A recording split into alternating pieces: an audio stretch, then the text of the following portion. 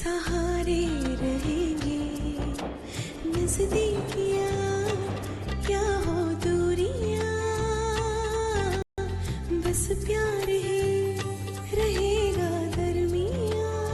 राह में नहीं धूप का ठंडी छाया देगा हरदम।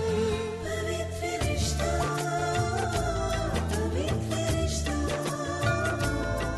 तेरे मेरे मन का, पवित्र रिश्ता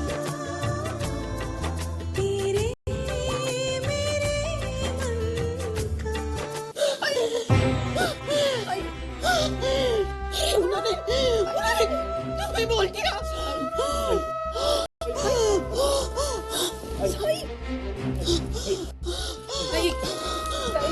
संभाल अपने आप को भाई। तू शांत हो जाए। वो लोग तुम्हें रिजेक्ट करके गए। उन्होंने मुझे रिजेक्ट नहीं किया, उन्हें रिजेक्ट तूने किया मेरे लिए। लेकिन वो तुम्हें। सुलोचना शांत हो अभी, कितना तकलीफ दोगी अपने आप को?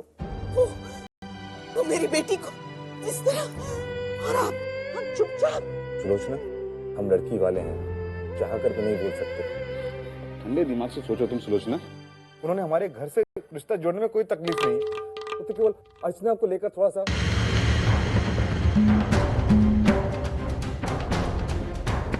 क्या मतलब?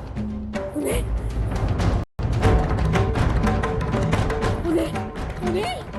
ये घर पसंद है, लेकिन ये लड़की पसंद है जिसने ये घर पसंद आने के लायक बनाया। देखो सुलोचना, अर्चना ने जो कुछ इस घर के लिए किया उसका एहसास हम सभी को है, लेकिन हमारी दो बेटियां और हैं, उनकी भी तो शादी करनी है हमें। वर्षा 24 साल की हो गई है। अब अगर अर्चना के लिए ऐसे ही। क्या मतलब? अब क्या कहना चाहते हैं? उन्होंने जो अपने बेटे की वर्षा के साथ जो शादी की बात कही, वो हमें मान लेनी चाहिए थी। नहीं, मेरे कहने का मतलब बिल्कुल ये नहीं है सुलोचना। मैं तो सिर्फ इतना कहना चाहता हूँ कि अर्चना की शादी हमें जल्द से जल्द कर देनी चाहिए, चाहे उसके लिए हमें थोड़े बहुत समझौते ही क्यों ना करने पड़े। एक मिनट, अगर समझौते का मतलब ये है कि मैं अर्चना को अच्छे घर का और अच्छा पढ़ा लिखा लड़का ना देखो, तो ऐसा समझौता मुझे मंजूर नहीं है। और जहाँ तक वर्षा की बात है, आई जो लड़का ताई को देखने आया हो, उससे शादी करने के बारे में मैं तो सोच ही नहीं सकती। ठीक ही तो कह रही। अच्छा हुआ कि ये बात आगे नहीं बढ़ी। मैं इस रिश्ते को आगे बढ़ने ही नहीं देती। आई वो लोग मेरे बारे में ऐसा कैसे सोच सकते हैं? आज वो लड़का 17,000 रुपए कमाता है और आज की तारीख में मेरी तनख्वाह 9,000 रुपए। अगले 1-2 महीने में मुझे प्रमोशन भी मिल जाएगा, तब मेरी तनख्वाह लगभग 12,000 तक चली जाएगी। फिर मुझे कोई ऐसा लड़का मिलना चाहिए ना जो कम से कम 30 से 40,000 रुपया कमाता हो।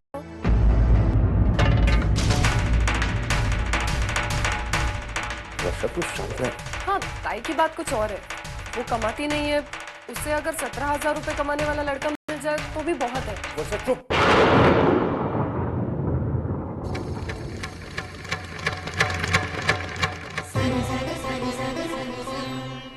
पैसों के आंकड़ों से इंसान की कीमत नहीं आंकी जाती वर्षा। बहुत आसानी से कह दिया तुमने कि तुम्हें ऊंचे दर्जे का लड़का चाहिए। क्यों? क्योंकि तुम ऑफिस जाती हो, पैसे कमाती हो, इसलिए ना। अरे ऐसा कौन सा काम तो वहां जाकर करती है जो तुम्हारी ताई नहीं करती? बल्कि हकीकत तो ये है कि इसकी मदद के बगैर तू एक कदम भी नहीं आगे बढ़ सकती। अरे जब तुम पढ़ती थी तब ये तुम्हारे हाथ में दूध का ग्लास रखती थी, और आज भी जब तू ऑफिस जाती है तब ये तुम्हारे हाथ में टिफिन रखती है। तुमने मेरा दिल लड़के वालों से भी ज्यादा दुखाया है वर्षा। अरे तुम अपनी बहन की अच्छाई नहीं समझ पाई, तुम्हें दुनिया वालों को क्या बताऊं, मैं क्या समझाऊं उन्हें? आई अभी रहने दो ना। आई क्या रहने दूं? कैसे रहने दूं? तुम सब लोग भूल गए क्या? लेकिन मैं नहीं भूली। जब मैं बीमार पड़ी थी, डॉक्टर ने मुझे घर का काम करने के लिए मना किया था, तब ये मेरी अर्चू आगे आ गई थी। इसने पूरे घर की जिम्मेदारी संभाली, नहीं तो ये घर कब का भी घर जाता। कितनी छोटी थी तब, सिर्फ 8वीं में थी। अगर चाहती थी तो 2 साल और पढ़ती थी और आज तुम्हारी जगह खड़ी होती। लेकिन फिर तुम्हारी पढ़ाई कैसे पूरी होती और तुम्हारे पापा किसके भरोसे ये घर छोड़कर ऑफिस चले जाते और इसका कॉलेज कैसे कंप्लीट होता? इसने तुम लोगों की भलाई के लिए अपना भविष्य, अपनी सारी पढ़ाई दांव पर लगा दी। सोचना, शांत रहो, मेरी सांस फिर फूल रही है। भूलने दीजिए, आज अगर मेरी सांस रुक भी गई ना तो मुझे परवाह नहीं है। मैं कैसे समझाऊं? तुम लोगों की नजर में मेरी बेटी की कोई अहमियत नहीं है, लेकिन मेरा भगवान सब देख रहा। अगर मैंने अपनी बेटी के लिए अच्छा लड़का नहीं ढूंढा ना तो वो मुझे कभी माफ नहीं करेगा, कभी नहीं।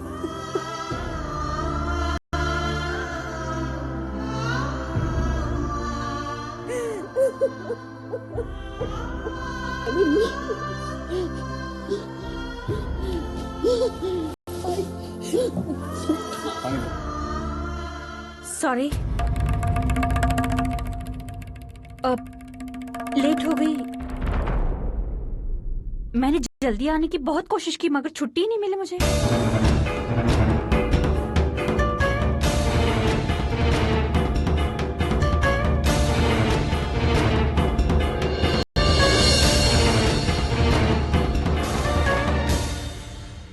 सुबह इतनी बार याद दिलाई, हाँ देर लगा दी। ऑफिस जाती हूँ मैं काम करने के लिए, गर्दन टूट जाती है मेरी मगर काम खत्म नहीं होता है। लेकिन जो लोग घर पर बैठे रहते हैं उन्हें उस काम की अहमियत कैसे पता चलेगी? मंजूषा,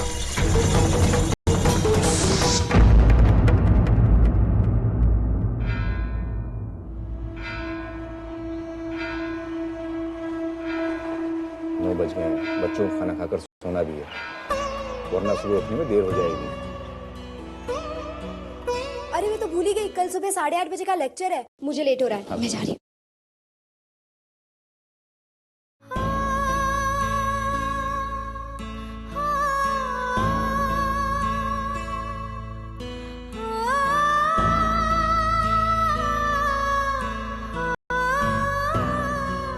और ठंडे दिमाग से काम ले।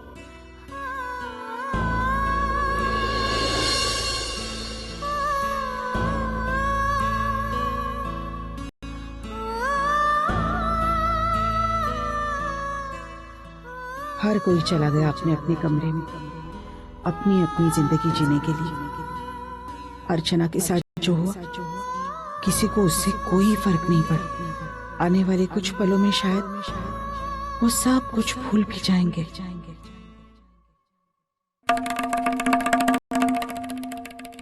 मंजू, क्या जरूरत थी ऐसे इस तरह बात करने की?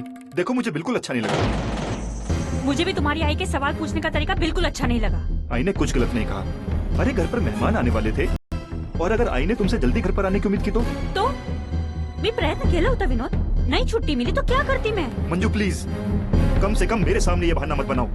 अभी पिछले ही हफ्ते तुमने मुझसे कहा था कि तुम्हारी 20 सीएल बाकी है, तो क्या तुम उनमें से एक नहीं ले सकती थी? आई, मेरी ड्रेस बदल दो ना।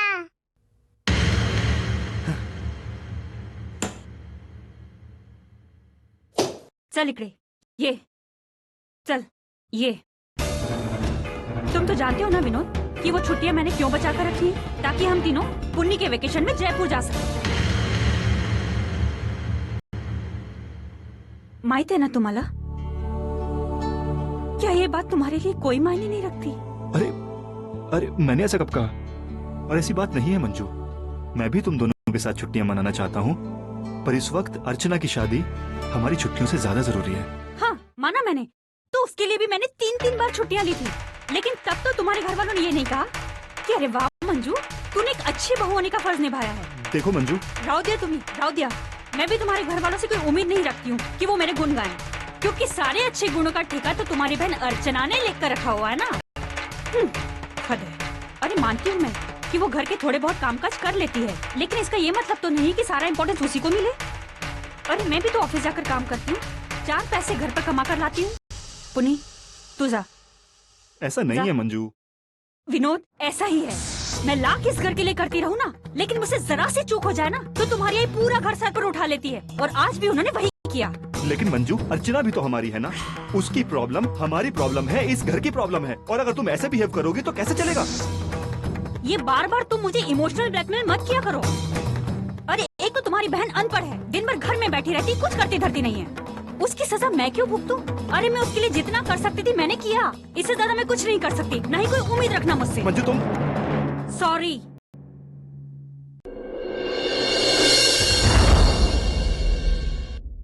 अर्चू,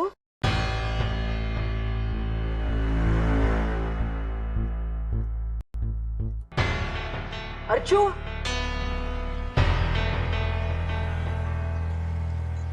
हाँ, वैसे भी कल मेरा लेक्चर 12:30 बजे तक खत्म हो रहा है, तो पक्का मिलते हैं। अच्छा चल रखती हूँ, दादा के फोन से बात कर रही हूँ। सुन ना ताई, कल चलेगी मेरे साथ? वहाँ पे कॉन्कॉर्ड मॉल में सेल लगी है, ड्रेस मटेरियल पे 20% की डिस्काउंट। रियली?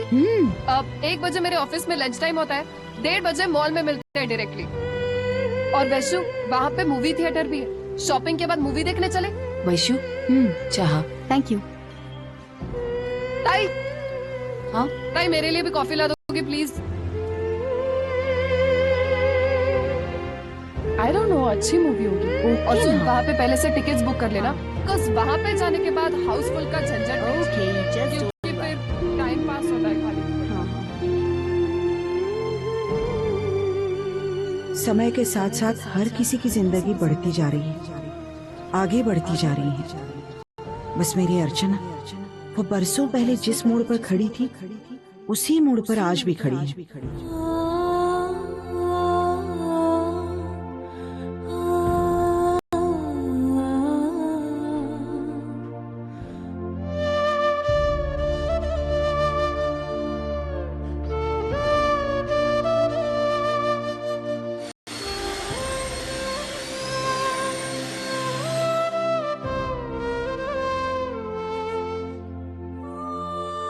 ये कैसी किस्मत पाई है तूने अर्चू? इतना सब कुछ हुआ तेरे साथ, फिर भी चेहरे पर एक शिकन नहीं। शायद मेरी बेटी को अफसोस मनाने तक के फुर्सत नहीं।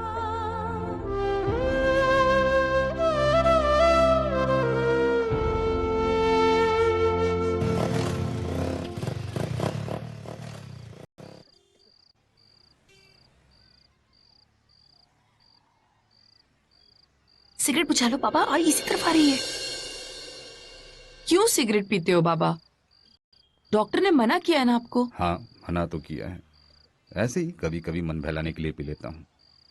मन तो बहल जाएगा, लेकिन सेहत का क्या? अच्छा चलो चलो, अभी खाना लग गया है, खाना खा लो। अर्चू बेटा, बेटा तू मुझसे नाराज तो नहीं है? किस बात को लेकर बाबा? बेटा वो दिन में मेरे मुंह से कुछ बातें निकल गई थी ना तुम्हारे लिए, पर बेटा यकीन मानो, मुझे भी तुम्हारी उतनी ही फिक्र है जितनी तुम्हारी आई को। पर क्या करूं, आप हो ना, दिल से नहीं सोच पाता। बाबा मैं समझ सकती हूँ।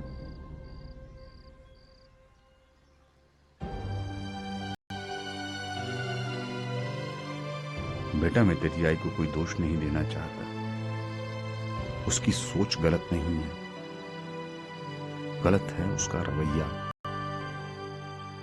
बेटा ये जरूरी तो नहीं जिसके पास बहुत पैसा है या जो बहुत पढ़ा लिखा है वही अच्छा लड़का है तुम्हारे लिए। ये भी तो हो सकता है जो कम पढ़ा लिखा है या थोड़े कम पैसे वाला है, वो तुम्हारे लिए योग्य वर हो सकता है कि उसके अंदर भी वो सारे गुण हों जो तुझमें हैं, और वो तुम्हें सारे सुख दे सके जो तुम्हें चाहिए। आप मुझसे क्या चाहते हैं बाबा? बेटा इस पूरे घर में केवल तू ही है जिसकी बात तेरी आई सुनती है और मानती है। मैं केवल इतना चाहता हूं कि तुम उसे समझाओ कि ये जरूरी नहीं है कि तुम्हारा राजकुमार किसी घोड़े पर बैठकर मलमल की चादर पर दौड़ता चल रहा है। बेटा कई राजकुमार ऐसे होते हैं जो जमीन पर चलते हैं, उनके अंदर हिम्मत होती है, हौसला होता है आसमान को छूने का। हो सकता है भगवान ने तुम्हारे लिए कोई ऐसा ही लड़का ढूंढ रखा हो।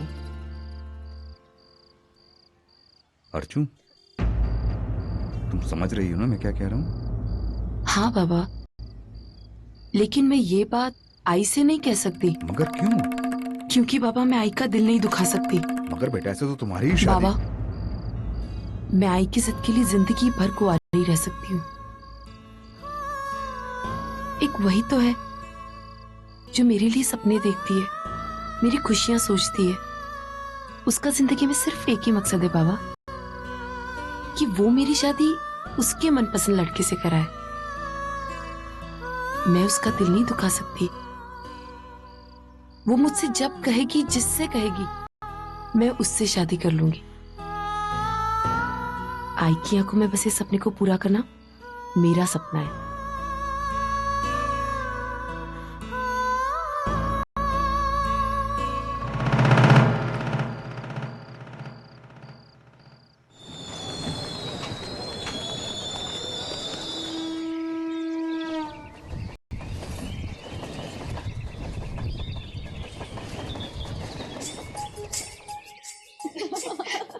और इस तरह हमारी एक और सहेली पराई हो गई। ऐसा क्यों कह रही हूँ? और नहीं तो क्या, शादी के बाद ना लड़की सिर्फ अपने पति की बनकर रह जाती है। उसके बाद सहेलियों का क्या है, हो तो ठीक, ना हो तो ऑल राइट। अरे नहीं नहीं, बिल्कुल नहीं, बस बस अर्चना कितना खिलाओगी। माधुरी बेटा, बहुत अच्छा लगा तुम्हारी शादी की खबर सुनकर। Thank you. ये लीजिए मेरी शादी का कार्ड, आप सभी को जरूर आना है। कितनी छान पत्रिका है। वो तो होगी, इनके वो भी तो इतने अच्छे हैं। स्वाति, अच्छा चलो अब हम चलते हैं, और भी कई जगह जाना है।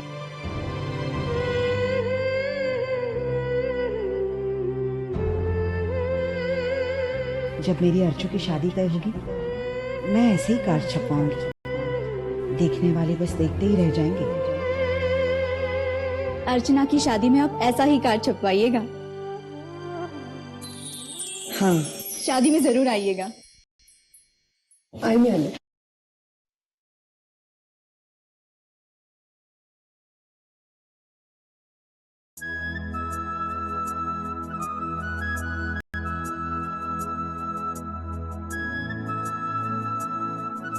अर्चू, हाँ, मैं कुछ सोच रही थी। क्या? देख, तू तो हर मंगलवार अष्टविनायक के दर्शन के लिए पैदल जाती है। कल चतुर्थी है ना, कल मैं भी चलूंगी तेरे साथ। नहीं आई। क्यों? क्योंकि इतनी दूर तो पैदल नहीं आ सकती मेरे साथ, और वैसे भी तेरी तबीयत इतनी खराब रहती है। अरे मुझे कुछ नहीं होगा, भगवान जी के दर्शन करने जा रही हो ना, कुछ नहीं होगा। तू खामखा चिंता कर रही नहीं है। आई, तू मेरे साथ नहीं आ सकती। अच्छा मेरी माँ, मैं ट्रेन से जाऊंगी, तुम पैदल चली आना, फिर वहां मिलकर साथ में दर्शन करेंगे। हो सकता है कि यही मेरी श्रद्धा रंग लाए और तुम्हारी शादी तय हो जाए।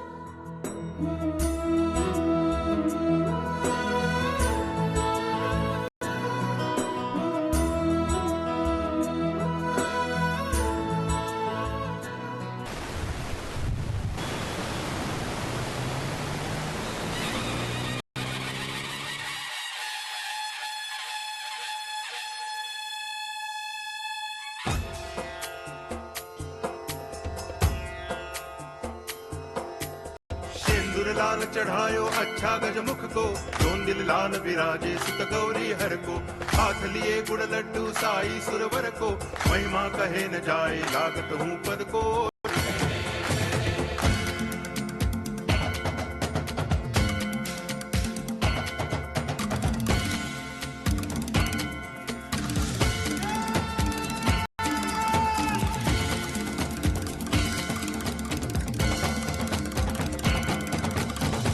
भगति से कोई शरणागत आवे, संतति संपत्ति सब ही भरपूर पावे। ऐसे तुम महाराज मोह को अति भावे, गोसावी नंदन नित्य दिन गुण गावे। जय देव जय देव। श्यामल, आज मंदिर में इतनी भीड़ क्यों है? भीड़ तो होगी ना, आज अंगारिका है। अच्छा अच्छा। पता है आज के दिन अपने हाथों से फेंका हुआ फूल अगर भगवान जी की मूर्ति पर पड़ जाए ना, तो उसे मनवांछित फल मिलता है। तू बरोबर टाका।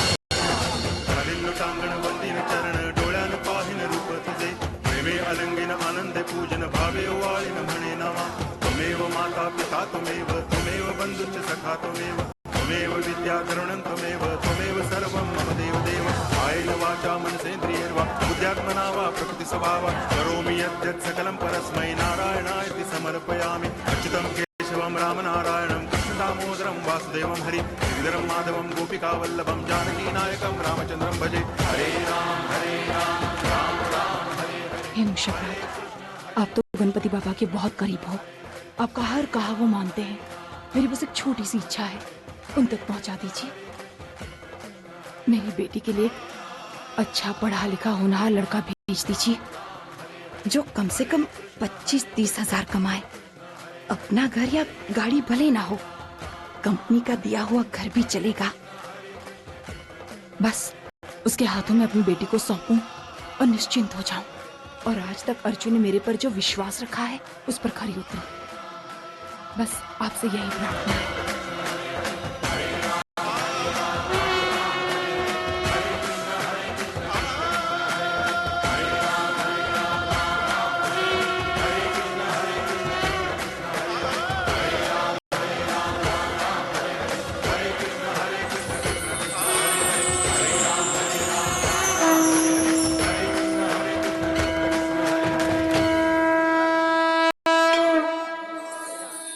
चल मैं आती हूँ।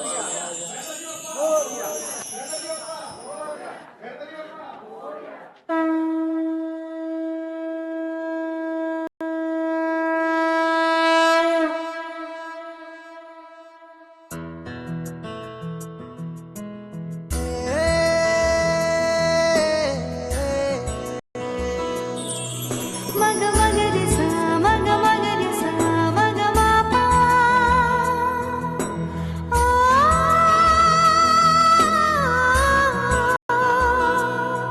मग मग रे सा मग मग रे सा मग मा पा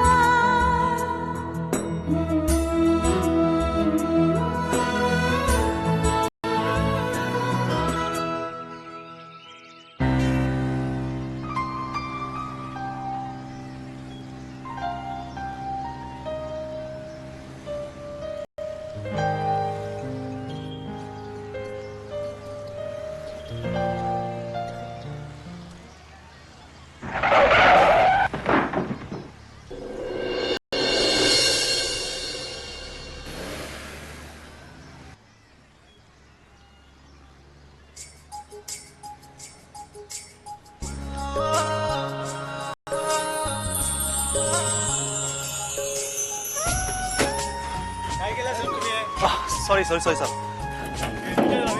अरे अरे कहिए अपना सतीश तो नहीं? अगर चल निर्मला जानती है उस लड़के को? हाँ जानती क्यों नहीं, उसकी अंधेरी वाली ननद है ना विमला, उसका एकलौता बेटा है सतीश।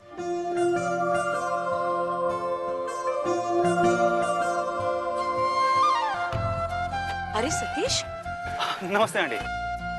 वो मालूम नहीं चला मुझे ये ड्रम रखा था, तो क्या करूं, अभी ऑफिस भी जाना है, मुझे लेट हो रहा है। और बहुत होनहार बेटा लड़का है वो। पूना यूनिवर्सिटी से MBA किया है उसने, और वर्ली में कोई सॉफ्टवेयर कंपनी है, उसमें मैनेजर के पोस्ट पे है। 35,000 की तो कम से कम सैलरी होगी उसकी, और फिर ऊपर से कंपनी का घर, कंपनी की गाड़ी। उसकी शादी हुई है क्या? विमला बोल रही थी इस साल वो सोच रहा है शादी की।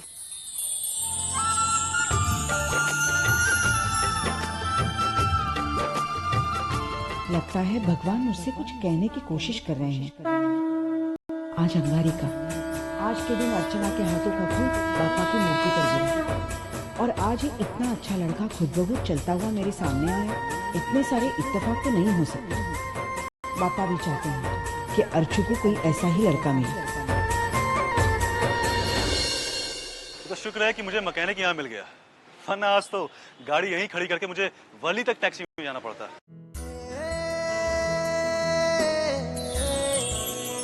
क्या हुआ? नहीं साहब, ये अब तो होना नहीं। आप इसे मेरे गैराज ले आइए, मैं वहीं ठीक कर दूंगा।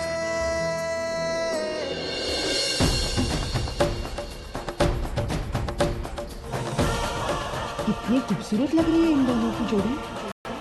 अगर सचमुच ये रिश्ता बन जाए तो पापा पता नहीं क्यों मुझे ऐसा लग रहा है कि तूने मेरी बेटी को उसका जीवन साथी दे दिया है।